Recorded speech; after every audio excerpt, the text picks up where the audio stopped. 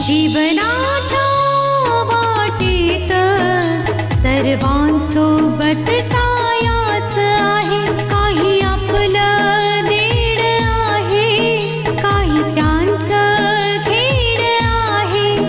जे मिळालं सुख त्याचं काय, जे हसू हरवलं त्याचं काय. क्षण क्षण थांबून नियती घेते जीवनाची परीक्षा. परीक्षा ही परीक्षा. परीक्षा खरी परीक्षा. जेव्हा 1255 रुपयाचं बिल घेऊन निघाला होतास तेव्हा डोक्यात नाही आलं होतं की 5 रुपये परत द्यायचे. तसाही आज माझ्या आदर्शचा वाढदिवस आहे. तुझ्या बरोबर भांडण करून मला माझा मूड नाही खराब करायचा. पण कमीत कमी माझ्यासाठी तरी नेसशील ना प्लीज. तुम्ही म्हणत असाल तर मी स्विमिंग कॉस्ट्युमही घालीन. घालू का? नाही नाही, तू साडीच नेस. ठीक आहे जी.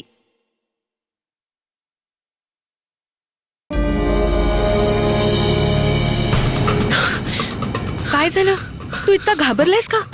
अगं हे जे आता आलेत ना, ही 30 मंडळी आहेत ज्यांच्या स्टुपिड मुली बरोबर माझे पप्पा जबरदस्तीने माझं लग्न करू पाहतायत. आणि हे लोक आज माझ्या वाढदिवसाच्या दिवशी.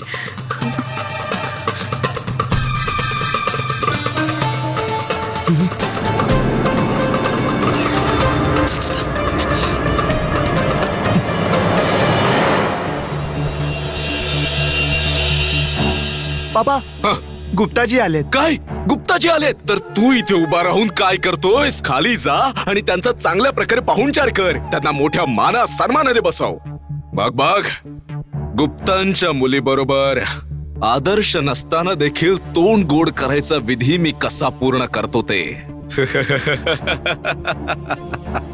पण पापा, तुम्ही आदर्श गैरहजर असताना त्याचा साखरपुडा का ठरवताय? हे चुकीचं तर नाही ना होणार? तुला मोठं कळायला लागलंय बरोबर काय चूक काय ते? माझ्या अक्कल शून्य मूर्ख मुला, जितक्या लवकरात लवकर मी हे विधी करेन तितक्याच लवकर गुप्ता त्याच्या कंपनीची मोठ्यात मोठी डील आपल्या फॅक्टरी बरोबर करेल, ज्याच्यामुळे आपला लाखोंचा फायदा होईल. समजलं? ओ, म्हणजे हे तोंड गोड करणं हा फक्त एक करार आहे? करार नाही, ही जगमोहन रावची हुशारी आहे, ज्याने हजारोंमधून फक्त गुप्तांनाच आपला व्याही करून घ्यायचा विचार केला, ज्यामुळे ते त्यांच्या कंपनीची मोठ्यात मोठी डील आपल्या फॅक्टरी बरोबर करतील. समजलं? तू तर लव्ह मॅरेज करून माझं सगळ्यात मोठं नुकसान केलंयस, पण आता आदर्शचं लग्न मी मोठ्या घराण्यात करून त्या झालेल्या नुकसानाचा दुप्पट फायदा तरी करेन. चल, बाहेर स्वतः लक्ष्मी माता उभी राहून आपली वाट पाहते. पैसे वाल्यांचा जय जय बोला बोला, नारायणाचा जय जय सोडा. चल. गुप्ताजी नमस्कार. नमस्कार. नमस्कार. नमस्कार वहिनी. नमस्कार. अरे तुम्ही असं उभे का आहात? बसा बसा. हो. हे तुमचंच घर आहे असं समजा. बस बेटा. हा माझा मोठा मुलगा दिनेश. नमस्कार. नमस्कार. हा, वहिनी, तुम्हा दोघांना इथे यायला काही त्रास नाही झाला ना? नाही नाही, अजिबात नाही, काहीही त्रास नाही. आम्ही तर अगदी इथे आरामात पोहोचलो. बस त्याचं काय आहे वहिनी, आता तुम्ही आमच्या घराचा हा रस्ता चांगला लक्षात ठेवा. त्याचं काय आहे, सारखं सारखं तुमच्या मुलीला भेटायला तुम्हाला धावत यायला लागेल ना. बरं, मी काय म्हणते, तुमची पत्नी कुठे दिसत नाही ते? त्याचं काय आहे वहिनी, तुम्ही इथे येणार या आनंदाने सगळेजण सकाळपासून नाश्ता बनवण्यात गुंग झाले.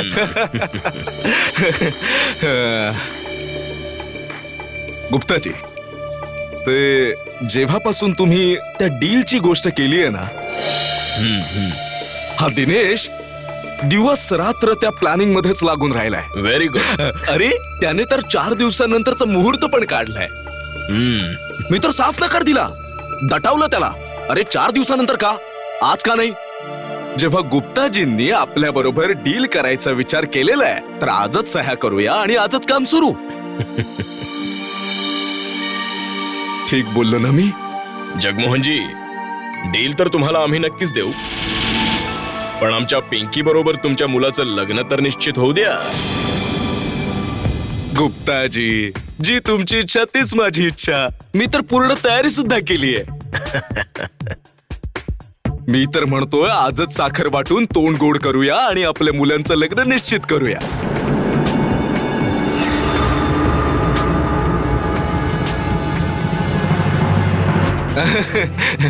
वहिनी, गुप्ताजी, ही आहे आमच्या या घराची मोठी सून पम्मी. नमस्कार काका. नमस्कार काकू. नमस्कार. नमस्कार.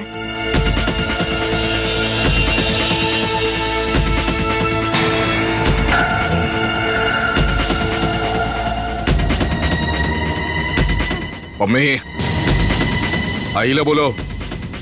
तिला सांग बहिणी कधीपासून तिला विचारतायत.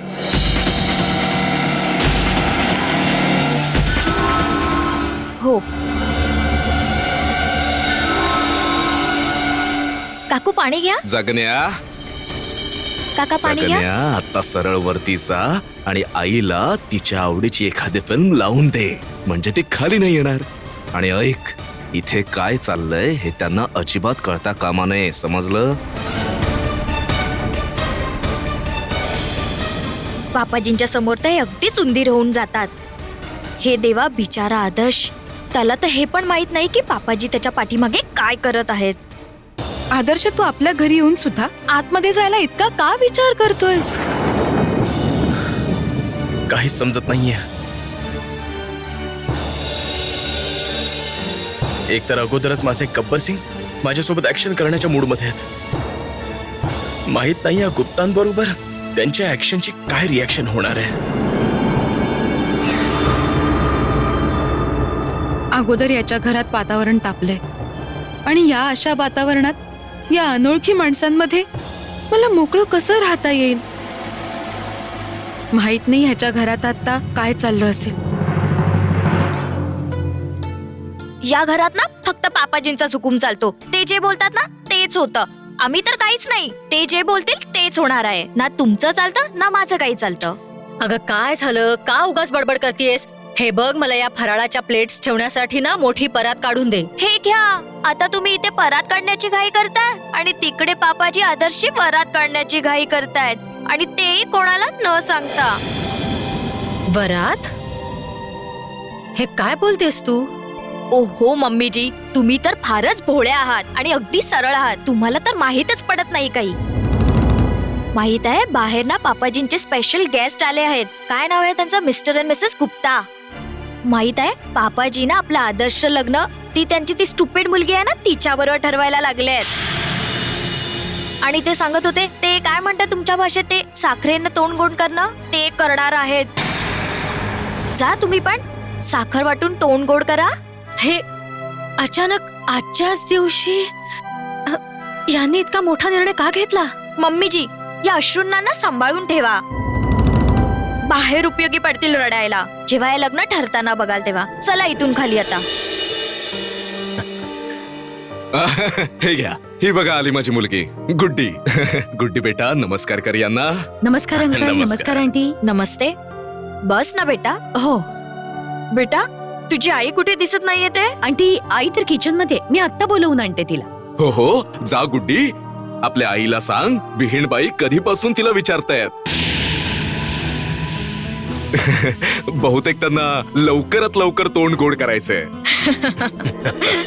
अरे या या, ही बघा आली गुड्डीची आई.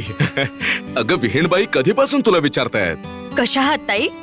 आणि हे काय, हे सर्व करायची काय गरज होती? तुम्ही तर पूर्ण वेळ किचन मध्येच होता. अहो वहिनी साहेब, त्याचं काय आहे वहिनी, आज आमच्या मुलाचं आदर्शचं तुमच्या मुलीबरोबर लग्न पक्क होणार आहे ना.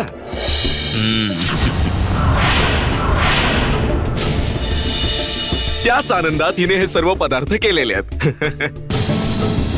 ठीक बोललोय ना मी?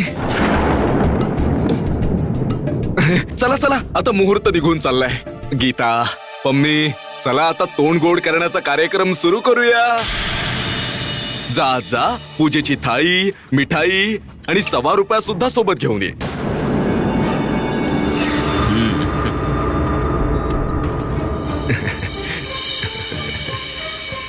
डीलचे सगळे पेपर्स तयार आहेत ना?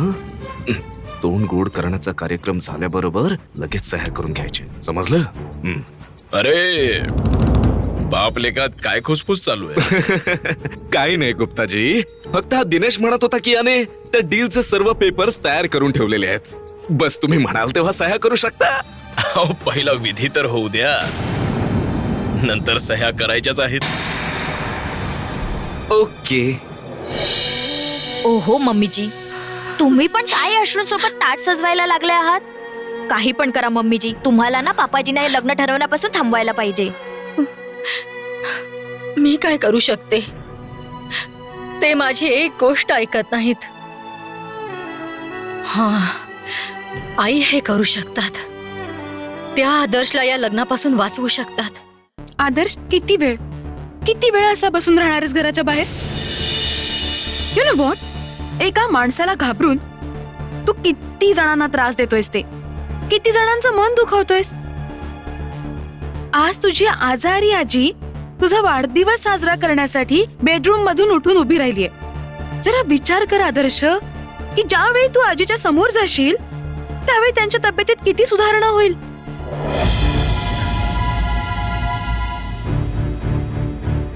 तू योग्य तेच बोलतेस.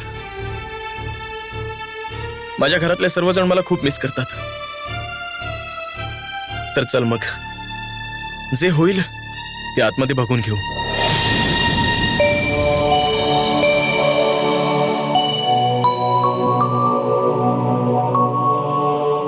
भारती, काय झालं?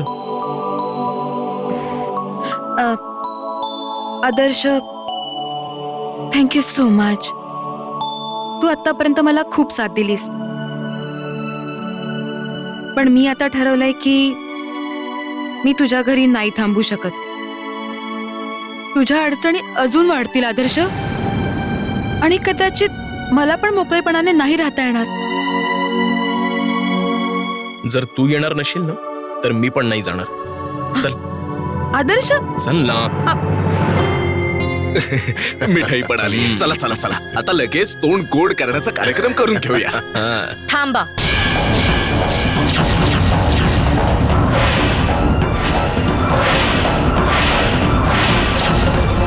मी आईंना बोलवून आणते. 1 मिनिट, मी आलोच. थांब गीता, थांब. कुठे चाललीयस? वेडी झालीयस का? आईला बोलवायची काय गरज आहे? हे बघ, तिची तब्येत खराब आहे, तिला आराम करू देत. अहो, पण हा विधी त्यांच्याशिवाय कसा होऊ शकतो? गीता, मी आईला बोलावून हा कार्यक्रम मला खराब नाही करायचा आहे. मोठ्या मुश्किलीने मी गुप्तांना तयार केलंय. गुप्तांची मुलगी माझ्यासाठी फक्त मुलगी नाहीये, तर ती एक धनाची पेटी आहे, धनाची पेटी. एकदा फक्त गुप्तांबरोबर हे लग्न पक्क करू, मग आईला बोलव. पाहिजे तर तुझ्या आईलाही बोलव. अहो, पण त्यात नको बोलावूस तिला. पण ही गोष्ट आपण किती वेळ लपवून ठेवणार? कोणापासून? तुझ्या आईपासून. तुमच्या आईपासून. कमीत कमी या वेळेपुरतं तरी. एकदाच गुप्तांबरोबर हे नातं फिक्स होऊन जाऊ दे, मग मी आईला हळूहळू काय ते समजावून सांगेन. आता तुला समजलं? नंतर समजून घे. आता चल चल.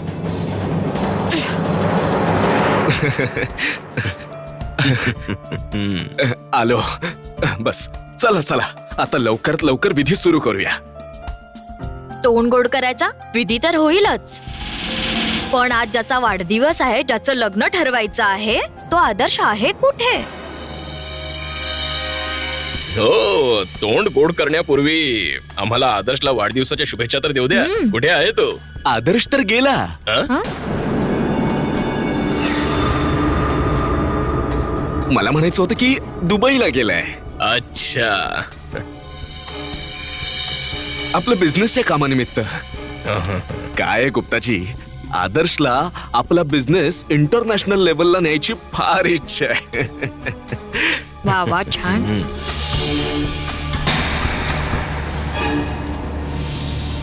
चला चला आता लवकरात लवकर डील संपवून टाकू, म्हणजे तुमची डील आमची होऊन जाईल.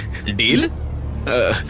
नाही, मला म्हणायचं होतं की तुमची मुलगी आमची होईल. हो. थांबा पप्पा.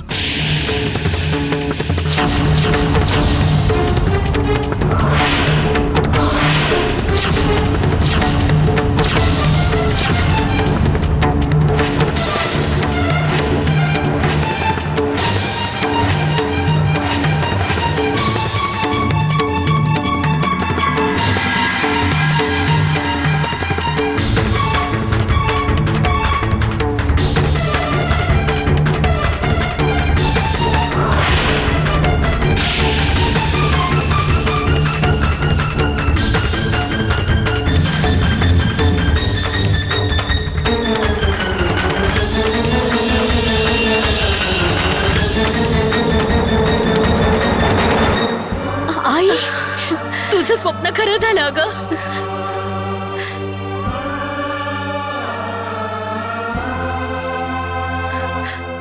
बाळा, मी आजच सकाळी एक स्वप्न पाहिलं की तू घरी आलास आणि तू खरंच आलास.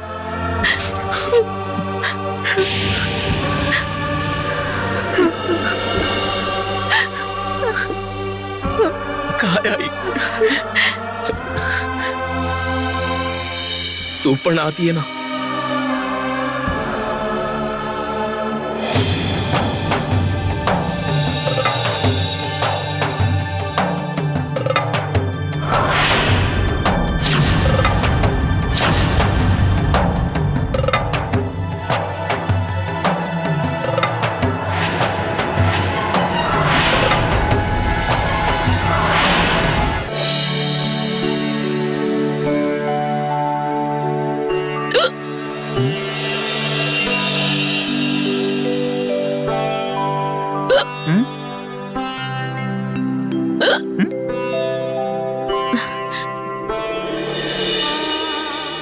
हे परमेश्वरा, माझं पहिलं स्वप्न तर खरं झालं, पण मी कोणालाही माझं दुसरं स्वप्न नाही सांगितलं की मी त्या स्वप्नात काय पाहिलं ते.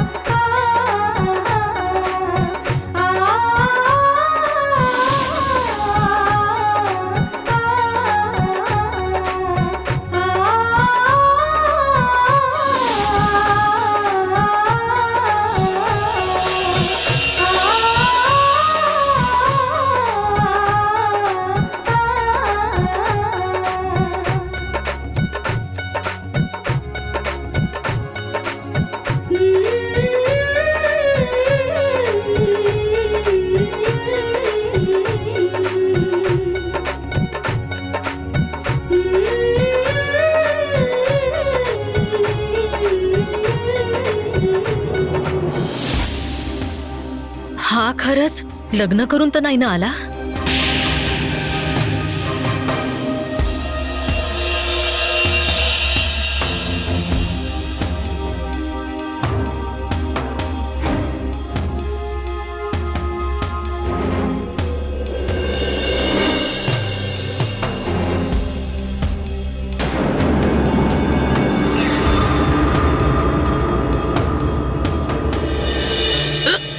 पाणी आणतो तुमच्यासाठी. अरे नको नको. या उचकीचा अर्थ माहितीये का तुला? याचा अर्थ असा की कोणीतरी जवळचा तुमची आठवण काढतोय. पण कोण? अरे माझा आदर्श माझी आठवण काढतोय.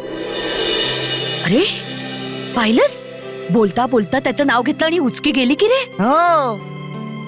नक्कीच माझा आदर्श माझी आठवण काढत असणार.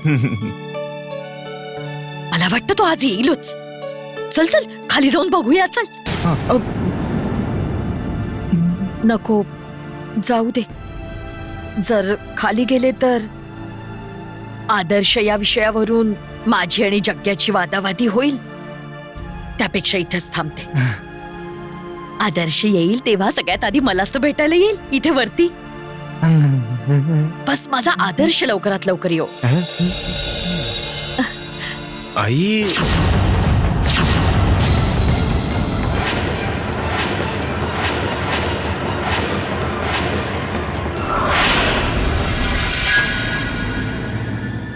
आदर्श, तुझ्या सोबत ही मुलगी कोण आहे?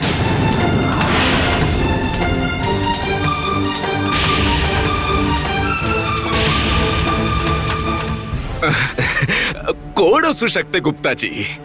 ती तर आदर्शची मैत्रीण आहे. हो ना आदर्श, तुझी मैत्रीणच आहे ना.